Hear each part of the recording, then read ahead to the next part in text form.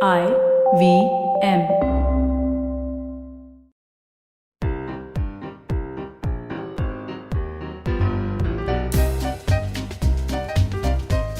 Welcome to The Origin of Things.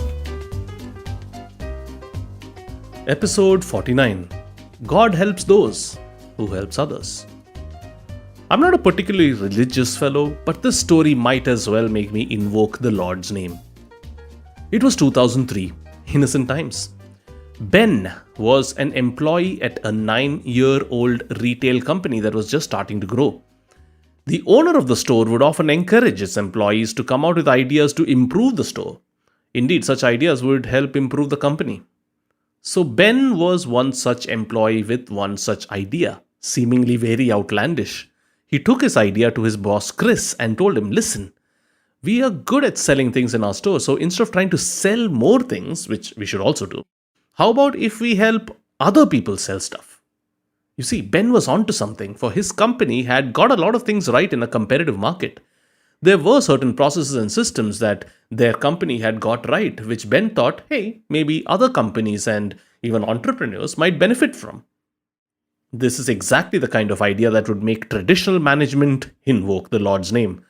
But thankfully, the owner of the retail enterprise had backbone. He quite liked Ben's idea and defended it and said, "Does not matter if competitors use it. This is our expertise, and this is a good way to monetize it." The idea seemed mad, but hey, all great ideas seem mad at one point, right? Ben's boss, Chris, was saddled with the task of developing this idea into a marketable product. But there was one problem. Chris was about to return back home to South Africa, so the owner said, "So what? Develop it there, pilot it there, build it out there, and then tell us how it went." Brilliant. So Chris took Ben along to South Africa and started his little experiment, trying to help local entrepreneurs out, first in Cape Town, and then South Africa, and then more companies in Africa itself.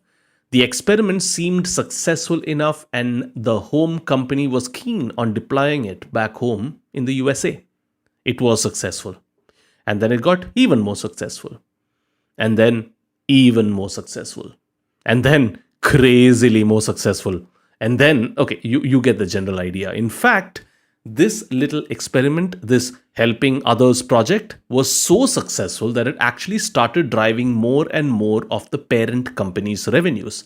And because it was a service, it actually ended up contributing more to the profit margin. In fact, at one point, this experiment, Ben's idea, contributed to around 10 to 12% of the revenue of the company, but well over 50% of its profits. Shareholders of this company would indeed invoke the Lord's name. It became so successful now that certain parts of the US government wondering whether it's actually violating antitrust laws and whether it should be segregated from the larger company. Many of you would have guessed what this company is. Before I do reveal the name, I do want to say a couple of things. One piece of wisdom in Silicon Valley that does the rounds frequently is you will make money when you help others make money. And that was certainly the case for this company we are talking about now. It certainly made it easier for many other companies and entrepreneurs to start making money. But not just the small retailers and brands, but also some names that you might be familiar with.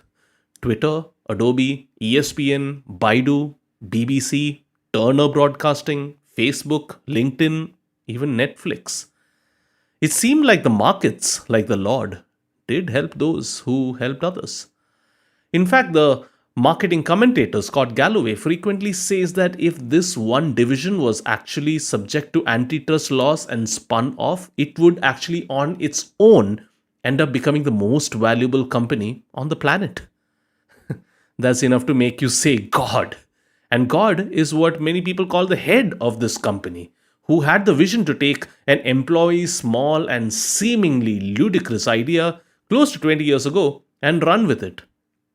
An idea that at the time, which Ben would later describe as possibility of selling virtual servers as a service. Didn't sound too exciting then, did it? A service that is now worth $46 billion at the time of recording, and depending on when you're listening to this episode, might be worth much, much more. A service whose current head is going to be the successor of the parent company. A service whose profits have fueled so many of the parent's company's other adventures. A service that is a testament to listening to the power of your employees' ideas no matter how junior they be, and no matter how many times the idea might make you invoke the Lord's name.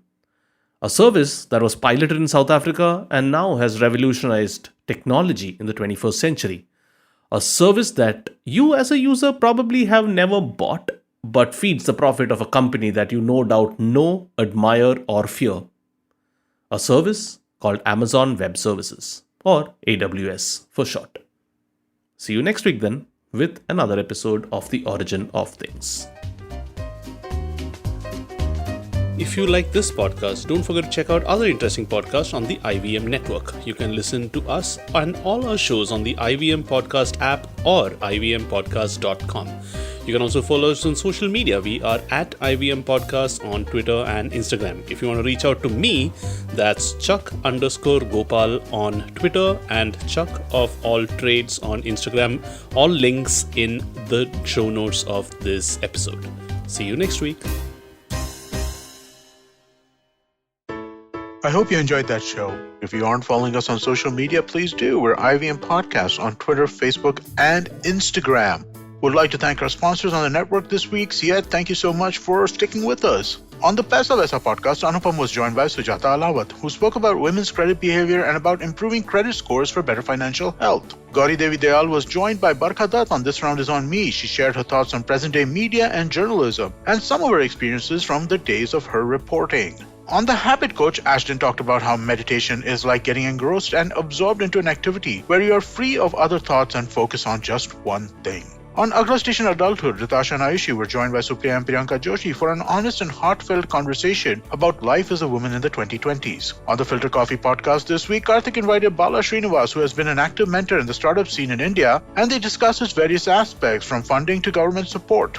Our traveling professor Cesar talks about this academic document called Statement of Purpose and helps us understand its concept and shares and some tips on how to draft it well. And with that, I hope to see you again next week.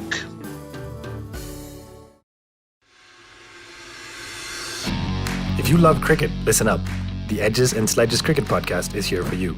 Hosted by DJ, Varun, and me, Ashwin, we bring a fun, fresh fan's point of view to talking all things cricket. Sometimes it's just the three of us, sometimes we have guests, including current and former international cricketers. For new episodes every week, check out the Edges and Sledges Cricket Podcast on the IVM app, website, or wherever you get your podcasts.